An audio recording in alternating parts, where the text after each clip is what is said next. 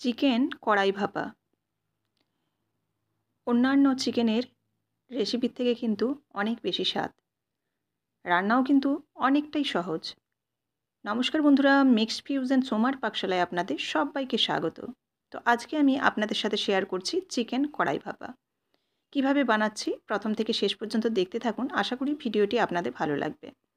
তো দেখুন, চিকেন কড়াই ভাপা বানানোর জন্য কড়াই আমি সর্ষের তেল দিয়েছি। এবার দিয়ে দিচ্ছি কিছুটা কুচনো পেঁয়াজ। এখানে আমি 4টে মাঝারি সাইজের পেঁয়াজ ব্যবহার করেছি 500 মাংসের জন্য। তো সেখানে আমি অর্ধেকটা পেঁয়াজ ব্যবহার করেছি কুচনো, আর অর্ধেকটা কুচনো আমি রেখে দিয়েছি, সেটা কিন্তু পরে ব্যবহার করব। পেঁয়াজটাকে একটু একটু নাড়াচাড়া করে নিয়েছি, খুব একটা কিন্তু লাল করে ভাজিনি। একটু যখন হালকা নরম হয়ে গেছে তখন এর মধ্যে আমি চিকেনটা দিয়ে দিচ্ছি। চিকেনটা ফ্রিজে ছিল, এখনও পর্যন্ত হালকা বরফ আছে, সেই জন্য কিন্তু এরকম শক্ত হয়ে আছে। তো এটা ঢাকা দিয়ে দিলে কিন্তু চিকেনটা নরম হয়ে যাবে, সেটা আমরা সবাই জানি। তো এবার দেখুন, এখানে চিকেনটার ওপরে আমি এবার দিয়ে দিচ্ছি আদা বাটা, রসুন বাটা। আদা রসুনটা এখানে ভর্তি করে 1 চামচ দিচ্ছি, বড় চামচের। আদা রসুনটা দেওয়ার পর এবার নাড়াচাড়া করে নেব।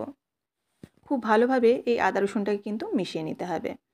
মিশিয়ে এবার একটু আমি ঢাকা চাপা দিয়ে দেবো, যাতে মাংসটা একটু এই পেঁয়াজ আদা রসুনের সঙ্গে ভালোভাবে মিশে যায়।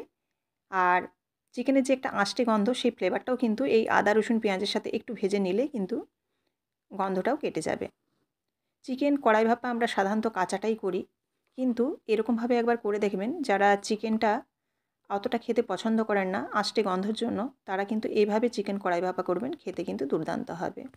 দেখুন, চিকেনটা ঢাকা দিয়ে দিয়েছিলাম আর কালারটা চেঞ্জ হয়ে গেছে, জলটাও কিন্তু চিকেন থেকে যেটুকু বেরিয়েছিল অনেকটাই শুকিয়ে গেছে। এই পর্যায়ে আমি দিয়ে দিচ্ছি ধনে গুঁড়ো আর জিরে গুঁড়ো। ধনে জিরে আর এখানে দিয়ে দিচ্ছি আমি লঙ্কার গুঁড়ো। এখানে চাইলে আপনারা পুরোটাই কাঁচা লঙ্কা ব্যবহার করতে পারেন। এই লঙ্কার গুঁড়োটা দিলে একটু হালকা কালার আসবে, আর যদি কাঁচা লঙ্কা দেন একটু সাদা টাইপের, হলুদ হলুদ টাইপের আসবে, এই ফারাক পড়বে। নইলে কিন্তু স্বাদের সেরকম ফারাক পড়বে না। তবে হ্যাঁ, কাশ্মীরি লঙ্কার গুঁড়ো ব্যবহার করতে পারেন, সেক্ষেত্রে কালারটা কিন্তু অনেকটাই লাল হয়ে যাবে। সেই জন্য আমি নর্মাল যে ঝাল লঙ্কা হয় সেটা খুব কম পরিমাণে ব্যবহার করেছি, আর কাঁচা লঙ্কা ব্যবহার করব। ঢাকা দিয়ে দিলাম আবার চিকেনটাকে নাড়াচাড়া করে, ধনে জিরেটা দিয়ে। এবার এদিকে সর্ষে আর পোস্ত। সর্ষে বড় চামচের 1.5 চামচের মতো নিয়েছি, পোস্ত 2 চামচ নিয়েছি, দিয়ে কাঁচা লঙ্কা দিয়ে এটাকে পেস্ট বানিয়ে নিলাম। এদিকে চিকেনটা দেখুন ঢাকা দিয়ে দিয়েছিলাম আদা রসুন পেঁয়াজ এবং ধনে জিরে দিয়ে। দিয়ে এবার কষিয়ে নিলাম। এটা কিন্তু চিকেনটা এখনও সেদ্ধ হয়নি, প্রায় এখানে 50% মতো চিকেনটা রান্না হয়েছে। এখানে কিন্তু আদা রসুনের যে কাঁচা গন্ধ, সেই কাঁচা গন্ধটা কিন্তু কেটে গেছে।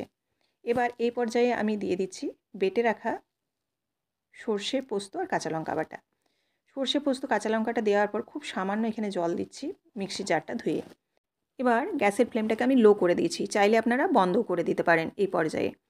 তারপর উপরে দিয়ে দিচ্ছি এখানে কুচনো পেঁয়াজ, দিয়ে দিচ্ছি এখানে রসুন বেশ কয়েকটা, কোয়া রসুন যে গোটা গোটা হয়, আর দিচ্ছি কাঁচা লঙ্কা এখানে ঝালের জন্য। ঝালটা দেখে দেবেন, কারণ এখানে আমি কাঁচা লঙ্কাগুলো যে ব্যবহার করছি খুব একটা ঝাল ছিল না। সর্ষের সাথে দিয়েছি, প্লাস এখানেও দিলাম, আর দিয়ে দিলাম এখানে দেখুন লবণ এবং খুব সামান্য চিনি। দিয়ে দিচ্ছি কাঁচা সর্ষের তেল। কড়াই ভাপা মানে একটু কাঁচা সর্ষের তেল কিন্তু দিতেই হবে, যেহেতু সর্ষে পোস্তটা আছে। এবার ভালোভাবে নাড়াচাড়া করে মিশিয়ে নেব। এখনও কিন্তু আরও একটা উপকরণ আছে, সেটাও আপনাদের দেখাচ্ছি। ভালোভাবে নাড়াচাড়া করে মিশিয়ে নিলাম। মিশিয়ে নিয়ে এবার এর মধ্যে আমি দিয়ে দেব খুব সামান্য টক দই। টক দই এখানে ছোটো চামচের 2 চামচের মতো ব্যবহার করব। তো এবার দেখুন এখানে আমি দিয়ে দিচ্ছি টক দই। টক দইটা দিয়ে এবার নাড়াচাড়া করে নিতে হবে, আর দইটাকেও খুব ভালোভাবে মিশিয়ে নিতে হবে, যাতে দইটা কেটে না যায়। সেই জন্য আমি লো ফ্লেমে রেখেছি, প্লাস যাতে তলায় লেগে না যায় সেই জন্য কিন্তু ফ্লেমটা একেবারেই আমি লোর মধ্যে রেখে দিয়েছিলাম। আপনারা চাইলে কিন্তু এখানে গ্যাসের ফ্লেমটা অফ করে তারপরে আবার অন করতে পারেন এই মশলাগুলো দেওয়ার পর। এবার দেখুন ভালোভাবে নাড়াচাড়া করে সমস্ত কিছু মিশিয়ে নিলাম। চিকেনটা এখনও কিন্তু পুরোপুরি সেদ্ধ হয়নি, তো সেই কারণে আরও ঢেকে দিলাম মোটামুটি 5 মিনিটের মতো। তো খেয়াল রাখবেন লো ফ্লেমে ঢাকা দেবেন, তাছাড়াও আপনারা মাঝে মাঝে খুলে একবার করে নেড়ে দেবেন। পুরোপুরি 5 মিনিট ধরে একেবারে ঢেকে রাখবেন না, তাতে কিন্তু তলায় লেগে যেতে পারে। দইটা যেহেতু আছে, তাছাড়াও সর্ষে পোস্তটা আছে। এবার এভাবে নাড়াচাড়া করে দেখুন গ্রেভিটা কিন্তু অনেকটাই ঘন হয়ে আসছে, আর চিকেনটাও কিন্তু প্রায় হয়ে এসছে সেদ্ধ। তো এবার আমি আরও একবার শেষের দিকে কিন্তু ঢাকিয়ে দিচ্ছি পুরোপুরি, তাহলে চিকেনটাও সেদ্ধ হয়ে যাবে আর গ্রেভিটা আর একটু কমবে। এটা খুব একটা কিন্তু শুকনোও হবে না, আর একবারে কিন্তু খুব রসালোও হবে না। এরকম গ্রেভি গ্রেভি হলেই কিন্তু এই রান্নাটা খেতে ভালো লাগবে। তো দেখুন ভালোভাবে নাড়াচাড়া করে সমস্ত কিছু মিশিয়ে নিলাম আর একদম পুরোপুরি রান্না রেডি হয়ে গেছে। তো এই পর্যায়ে আমি দেখুন গ্যাসের ফ্লেমটা অফ করে দিচ্ছি। এবার গ্যাসের ফ্লেম অফ করার পর 2-3 মিনিট পর দেখুন এইরকম হয়েছে চিকেনটা রেডি। তো চলুন একটা সার্ভিং বোলের মধ্যে রেডি করে আপনাদের সামনে পরিবেশন করি। আপনারা জানেন, যারা আমার ভিডিও দেখেন প্রত্যেকেই জানেন যে আমি প্রত্যেক দিনই পরিবেশন করার জন্য খুব ভালোভাবে সাজিয়ে গুছিয়ে আপনাদের সামনে আমি পরিবেশন করি। তো আমার এই রেসিপিগুলি আপনাদের কেমন লাগছে অবশ্যই কমেন্ট করে জানাতে ভুলবেন না। ভালো লাগলে অবশ্যই লাইক, কমেন্ট এবং শেয়ার করবেন আর অবশ্যই কিন্তু সাবস্ক্রাইব করে বেল বাটনটি প্রেস করে দেবেন। ফেসবুক থেকে দেখে থাকলে পেজটিকে ফলো করে দেওয়ার অনুরোধ রইল। এটি লুচি, রুটি, পরোটা, ভাত যে কোনো রাইসের সাথে কিন্তু খাওয়া যায়।